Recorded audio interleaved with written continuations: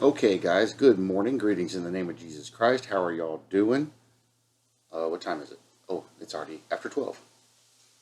Had a very interesting conversation last night. Not an uncommon conversation. I've actually had several of these over the years. In fact, I've known several people that were just like this. And it was on one of Tim's videos. And I just made a comment. He was referring to the rapture, how being close. And I commented, some of y'all may have seen it, I don't know. But I just made a comment. Hey, I hope y'all don't have any plans for Halloween. It's close.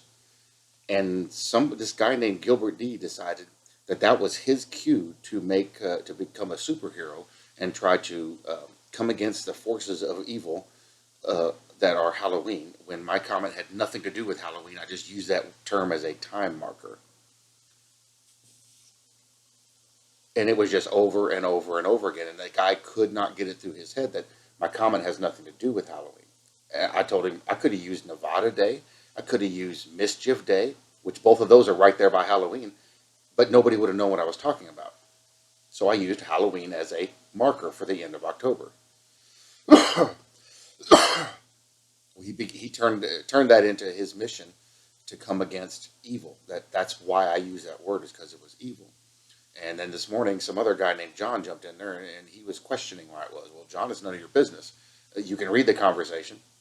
And then I found John's comment on somebody else's thing. It's all about the wackadoodle thing, and we got people there are people in the world that pick a certain word, and that word becomes the bane of their existence, and or it maybe even be a certain thing, and they will take make every effort to ruin the lives of anyone that even uses that word or mentions that word. There was a lady down in Corpus Christi that had a problem with the number 9, and she would run people down on the road till they stopped, block them in a parking spot if she could, or come catch them somewhere, and then read them the riot act about how the number 9 needed to be removed from their license plate. There's a lady here in Texas that she decided that the word hello was of the devil, and she switched it with heaveno because hello has the word hell in it. And if somebody called, she worked at I think a bank. If somebody called, she would not help them until they changed their greeting to heaveno. This is self-righteousness.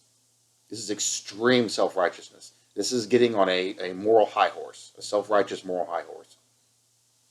And people do this because they think they're doing something right. I had a vegetarian one time try to destroy me because I said the word meat.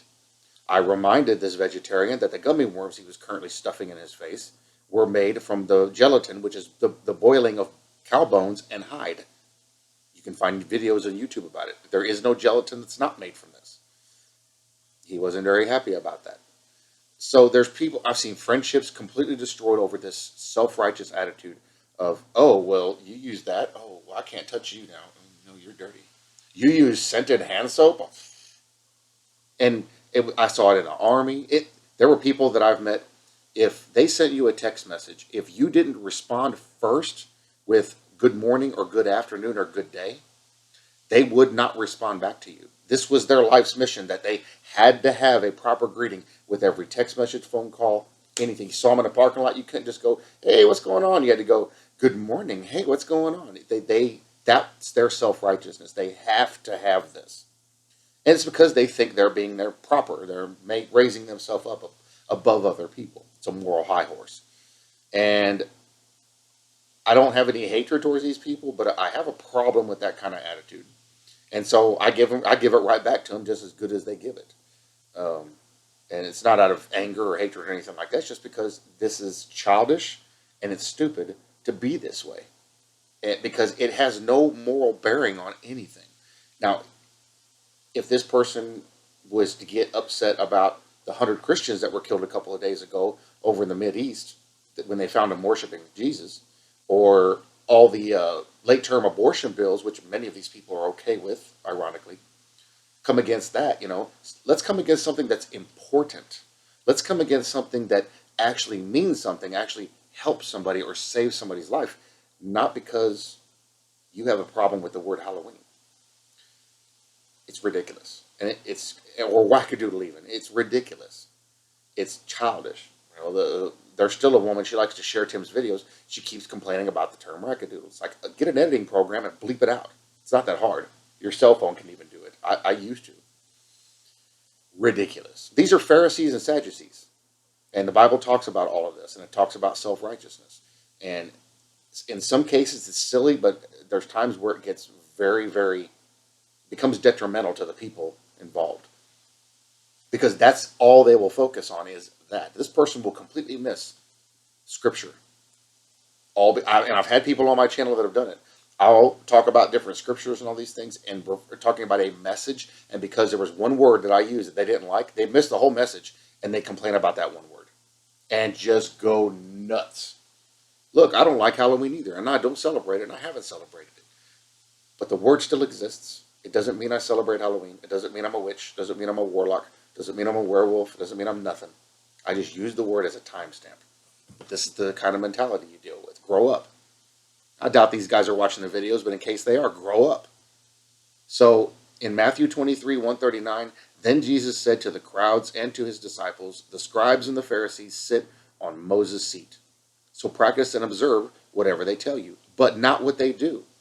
For they preach, but do not practice. They tie up heavy burdens, hard to bear, and lay them on people's shoulders. But they themselves are not willing to move them with their finger. They do all their deeds to be seen by others, for they make their phylacteries broad and their fringes long. In Luke 18, 10-14, 2 men went up into the temple to pray, one a Pharisee and the other a tax collector. The Pharisee, standing by himself, I'm brother better than you, get over there. God, I thank you that I am not like other men, extortioners, unjust, adulterers, or even like this tax collector. I fast twice a week. I give tithes of all that I get. But the tax collector, standing far off, would not even lift up his eyes to heaven, but beat his breast, saying, God, be merciful to me, a sinner. I tell you, this man went down to his house justified rather than the other. For everyone who exalts himself will be humbled, but the one who humbles himself will be exalted. In Luke 7, 36-50, one of the Pharisees asked him to eat with him. And he went into the Pharisee's house and took his place at the table. And behold, a woman of the city, who was a sinner, when she learned that he was reclining at table in the Pharisee's house, brought an alabaster flask of ointment. And standing behind him at his feet, weeping, she began to wet his feet with her tears and wipe them with her hair.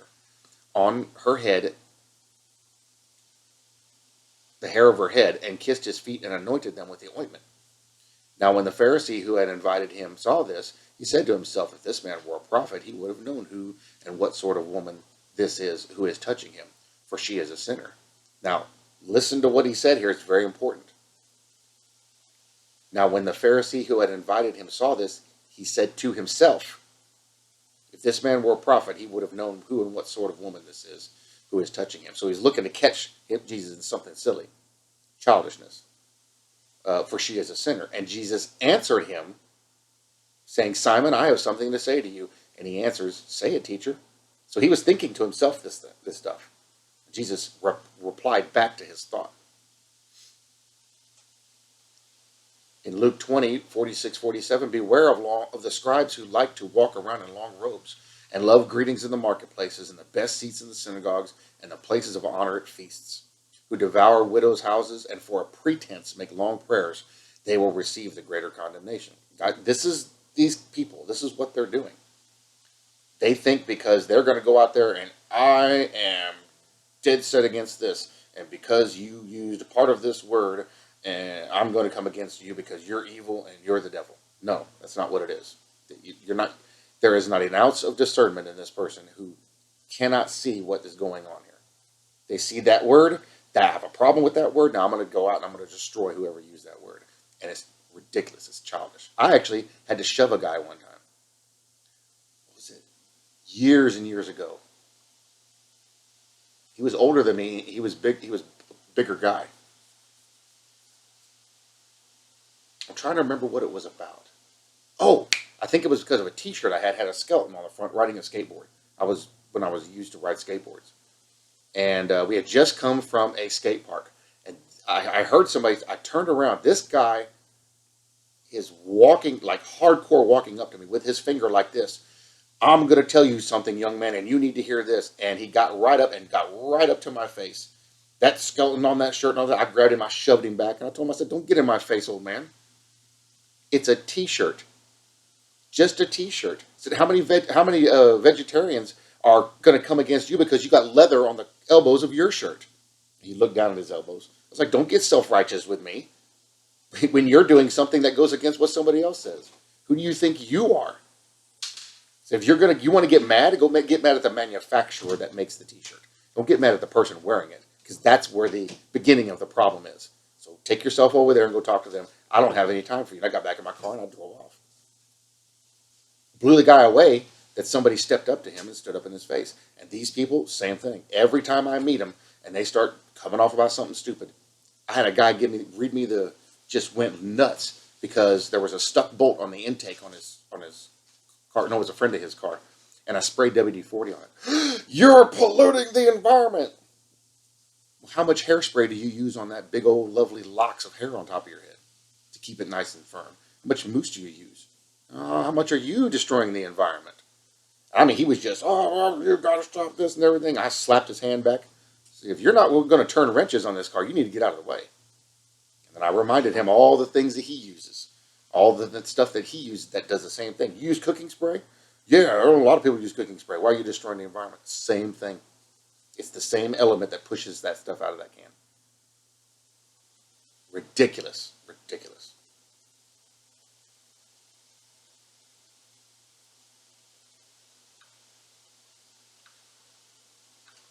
All right, in Luke 20:27, it says, there came to him some Sadducees, those who deny that there is a resurrection. A lot of these people on these channels that are making these silly comments, when you dig into their faith and see what they really believe in, it's way different than what we believe in. But they go into comment sections and their sole purpose is to cause trouble, cause division, and deceive people.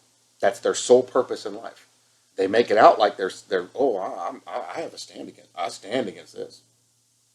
Ecclesiastes 5:1-20. Guard your steps when you go to the house of God. To draw near, to listen is better than to offer the sacrifice of fools, for they do not know what they are doing, that they are doing evil. Be not rash with your mouth, not let your heart be hasty to utter a word before God, for God is in heaven and you are on the earth. Therefore, let your words be few. For a dream comes with much business, and a fool's voice with many words. When you vow a vow to God, do not delay paying it, for he has no pleasure in fools. Pay what you vow. It is better that you should not vow than that you should vow and not pay. God has a problem with foolish people.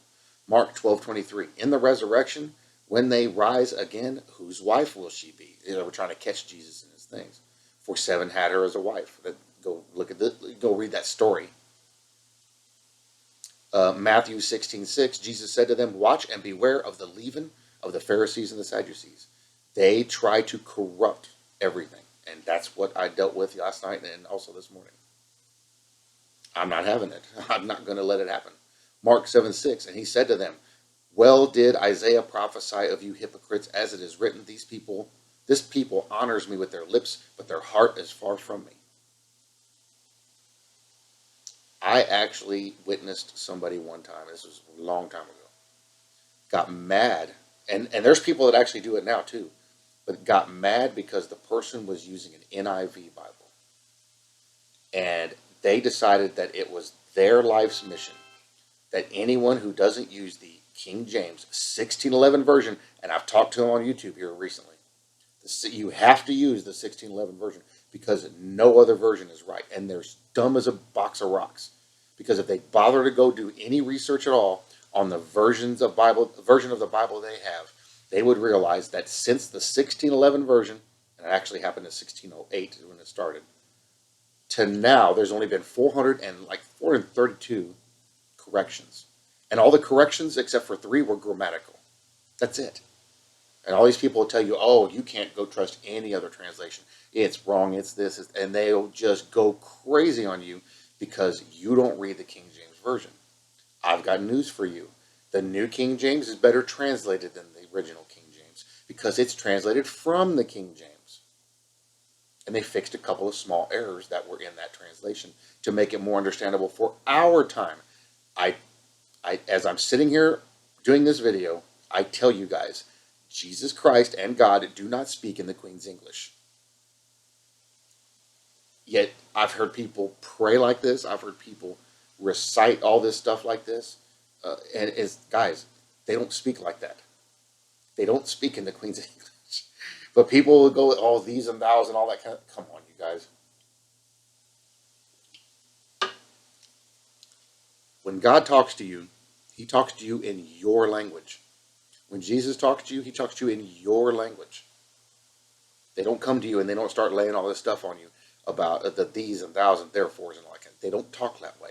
That's what they translated it into back in 1611 because they talked that way and everybody understood it then.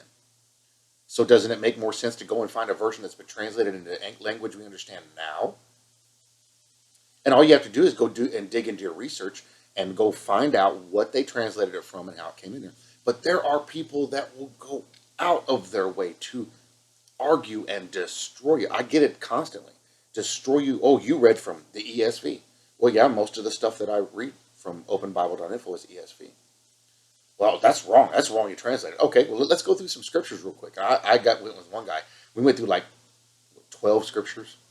Okay, so here's what it says in the ESV, and here's what it says in the King James. What's the difference? Well, some of them words are changed, but it means the same thing, doesn't it? Well, that doesn't matter. Actually, it completely matters. As long as the message is there, as long as the correct meaning is there, there's no problem. And as long as you understand what these changes came from, there's no problem. So your problem is you lack understanding, and you think because of your self-righteousness that you need to go and destroy anybody who doesn't use the Bible that you think is right. I've had people say you can't use the Gideon's Bible. Why not? It's the King James, the authorized King James version. But people have told me you can't use the Gideon's Bible. The Gideons are heretics. The Gideons are the only ones that take Bibles and put them in hotels. The Gideons are the only ones that stand out against things that are going on in this world. We just don't hear about it. Go research the Gideons and look at what they're into. Person speaks from a lack of understanding and from self-righteousness. When they're up on their moral high horse, it's really hard to get them to listen to you because it's so high up. Well, I'm going to help you down off that moral high horse. Matthew 22:29, but Jesus answered them, the Sadducees, you are wrong because you know neither the scriptures nor the power of God. Wonder where all these people get this idea from that we have to follow the law when the Bible says we're no longer bound under the law. Self-righteousness. Moral high horse. Matthew 22:23. The same day, Sadducees came to him, who say that there is no resurrection. And they asked him, why does it keep doing that? It keeps breaking it up into little pieces.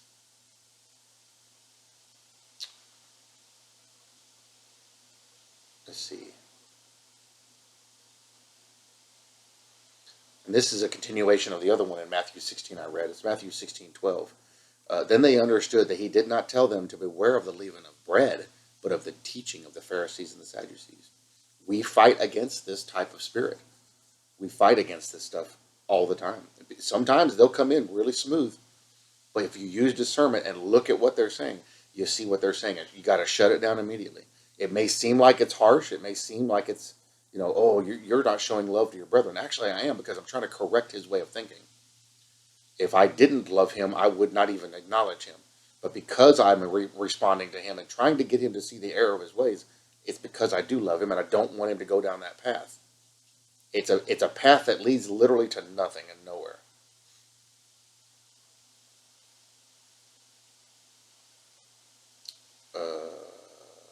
Here we go. I'm going to read this one here. Matthew 16:1-6. And the Pharisees and Sadducees came, and to test him, they asked him to show them a sign from heaven. He answered them, when it is evening, you say it will be fair weather, for the sky is red. And in the morning, it will be stormy today, for the sky is red and threatening. So the old saying goes,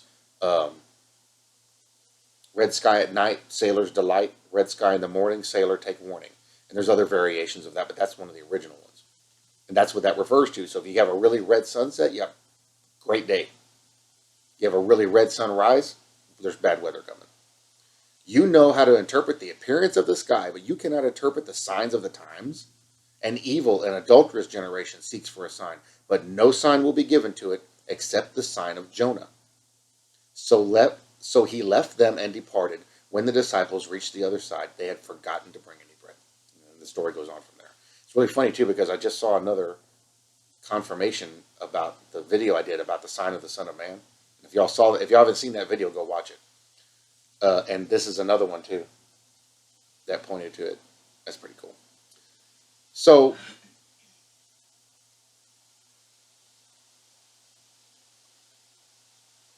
there's the same exact one. I don't understand why this is doing this. So where does all this stuff come from? When you're bound under the law, you think you can do it better than someone else. I get it about this too. In my own church, a person thinks that they can do it better. Well, I'm better because I don't drink soda. I'm better because I don't do this. I don't celebrate Halloween. I don't either. I'm better because of whatever reason they decide to pick. And they'll pick these 1, 2, maybe 3 reasons. And that makes them better than every other Christian out there. Now it suddenly has become their mission to go and correct all those Christians. Not correct them based on faith or based on understanding or based on salvation, which is important. Correct them based on something so stupid and insignificant that they decided that's what they're going to draw a hard line at. And the problem is the battle is up here, but their hard line's way back there. They're not even near where the fight is. It's silliness. But this is what it comes from. It comes from a sense of self-righteousness. I'm righteous, but I do everything wrong. In Luke 18, 9 through 14, he also told this parable to some who trusted in themselves that they were righteous and treated others with contempt. Right off the bat, first sentence, this is what we're dealing with. Gilbert, John, I'm talking about you guys, but they're everywhere. You guys, all y'all are everywhere. 2 men went up into the temple to pray. One a Pharisee and the other, I already read that one, and the last one.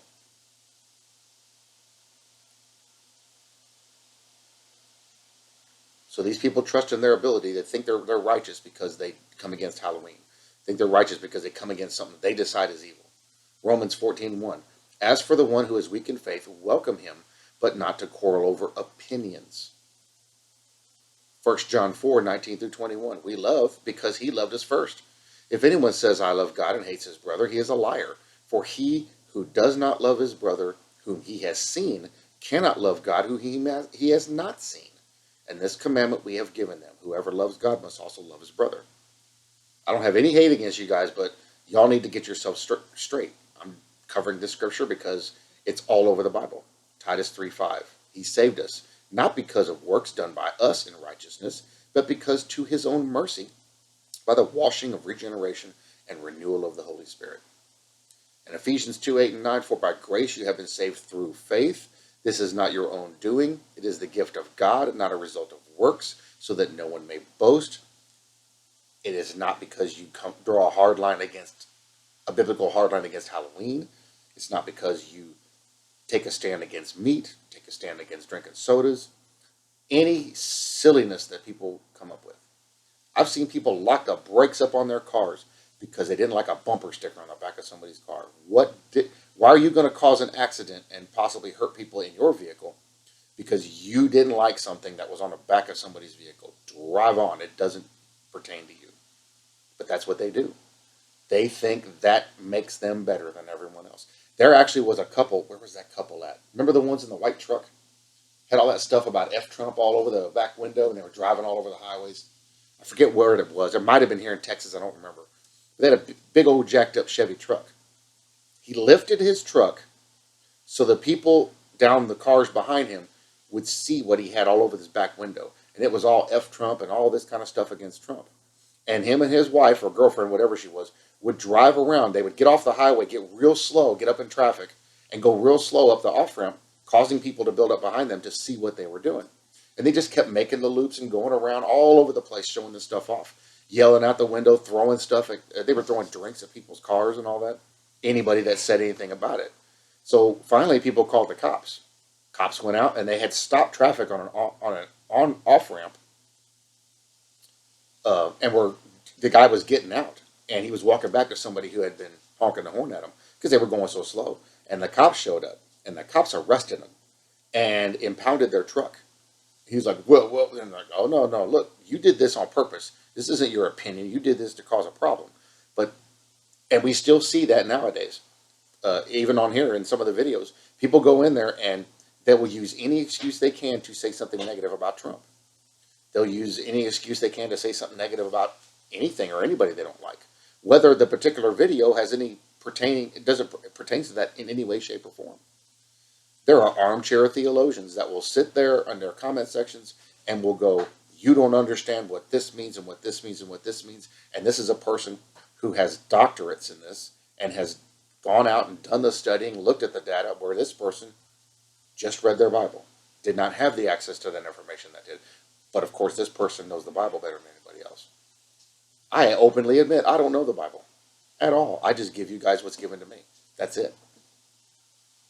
I go look at other people to get more information and learning from them. I study constantly to try to understand what some of this stuff means. But these people, oh, I read the Bible and I understand it. Pretty sure there's nobody that understands the whole Bible. In fact, I guarantee there's nobody except for one, the one that wrote it, Jesus. But this is what we deal with. This is what we see. Romans 10:3, for being ignorant of the righteousness of God and seeking to establish their own, they did not submit to God's righteousness. Have self-control. 2 Timothy 1:7, for God gave us a spirit not of fear, but of power and love and self-control. Have self-control. If you guys have certain things that you are desperately against, great. You've picked your own fight that you want to go fight. But don't think that it is your duty to drag as many other people into that fight, even if they're not even involved, because you suddenly see something that somebody comments and decides, well, that's evil and I need to come against that person. You are now hating your brothers and sisters over a self-imposed mission you've given yourself, over a level of self-righteousness. You're now showing hate to your brothers and sisters. I mean, this guy did all but curse me in these comments, saying I had to be reproved and I had to be rebuked because I used the word Halloween. And the topic of the comment had nothing to do with Halloween. This is what we see. This is what we deal with on a daily basis. Powers and principalities. And silly and evil spirits. So, why did I do this video talking about this stuff? Doesn't it seem a little self-righteous for me to step out and start talking about this and try to point out these things and to call these guys out and all that kind of stuff? Yeah, maybe. It depends on what your perspective is on it. We're supposed to, just like they take the charge of, well, I need to reprove you because you used the word Halloween. I also use the same scriptures to reprove them for their self-righteousness. And it is all over the New Testament and even the Old Testament of this kind of behavior. They think they know, yet they completely lack discernment and understanding. But they use that against their own people and in most cases, don't even realize what they're doing. It's what's in the heart. What's in the heart is what comes out of the heart. It is what it is. We're going to have this. It's going to be everywhere. All of us, to a certain degree or one or another, hold ourselves a little higher than somebody else. But to go to that level, when somebody gets on their moral high horse, it's like turns me off completely. It's like, no. It troubles me because I see a very disturbing, intense trend that's getting worse and worse of lots of Christians. Somebody told them something or something triggered them to get them fired up on a particular self-imposed mission of self-righteousness against everyone around them. That they even hints that they're going to be a part of this. And the thing is, it's about nothing important. They won't take a stand on real issues. See, a lot of these people are cowards. They won't take a stand on a real issue that may actually bring a bunch of hate on them. And as soon as you come back hard against them when they start putting their stupid comments up, they shut down. They don't want to talk anymore because is it comes from a place of cowardice. Well, I'm going to pick something easy that nobody will get mad about. I'm not going to go out there and say, I am against late-term abortion, and I'm going to fight it. Guys, I was one of the first people on YouTube to talk about this. I did a video the night after they passed that bill. Me and a small handful of people came out about this. I've emailed everybody I can think of coming out against this. And it wasn't until over a month later that people really started to wake up to what had happened. What are you taking a stand on? Is it because somebody talks about a holiday that you don't like, or is it because there's some real issues going on in this world that we generally need to come together on and deal with? Our brothers and sisters are being killed wholesale all over the world every single day. But you don't ever hardly hear anybody mention that. You don't hardly ever hear anybody come out against that stuff. Instead, they're going to get mad about the term wackadoodle and Halloween. It's childish. It's completely childish. But nothing but love for them. I really wish people would wake up and see what exactly is going on. Because there's people like this that they will get up in the morning, they'll get them a cup of coffee, make them some breakfast, and go, I wonder, in their mind, I wonder who I can find that I can harass today and correct them because I have a better understanding of them, of these issues. And that's their purpose. And that's what they think they need to do. And they'll go and they'll search that stuff out, looking for it just to cause that kind of problem. They could waste that energy on prayer for their brothers and sisters instead. That's just my opinion. But anyway, so clearly, they dealt with this back then. We deal with it now, and it's just something that has to be addressed, something that has to be pointed out. And a lot of people will have a hands-off type attitude for it. I don't, because I've dealt with it all my life. And when I see it, I'll shut it down. Because especially if I didn't do anything wrong. Anyway, I love you guys, and I bless you all in Jesus' name. And I know somebody is going to watch this and take it the wrong way, but that's okay, because it is what it is, and it's real, and it's the truth, and it's here, and we deal with it constantly. I'll see you guys in the next video.